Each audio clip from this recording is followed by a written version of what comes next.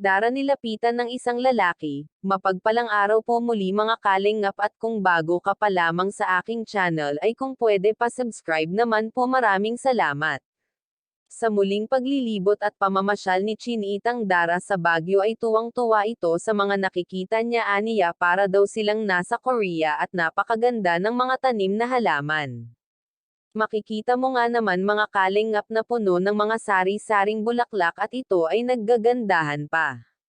Kaya naman wow ang palagi nilang nabibigkas, samantala nagkaroon si Kuya Val ng meet and greet at talaga naman dinagsa ito ng mga tao. Ang karamihan pa nga sa kanila ay galing pa ng Benguet pumunta lang ng Baguio para makita ng personal si Kuya Val at Kalingap Rab at syempre ang Kalingap Angels. Pero ang palagi nilang hinahanap ay si Chinitang Dara.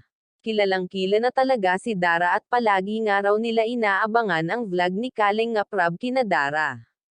Dahil sa kilala na nga si Dara ay may isang lalaki na lumapit na kay Dara at nakipagkamay ito kay Chinitang Dara. Kilalang-kilala niya na daw si Dara at palagi raw nito pinapanood ang bawat vlog ni Rab kay Dara. Kaya naman nagpakilala ito kay Dara na isa niyang tagahanga. Grabe hindi naman dito makapaniwala si Dara, tuwing makikita si Kuya Val at Rab ng mga tao ay agad na tinatanong nila si Dara at gusto nila magpa-picture sa dalaga.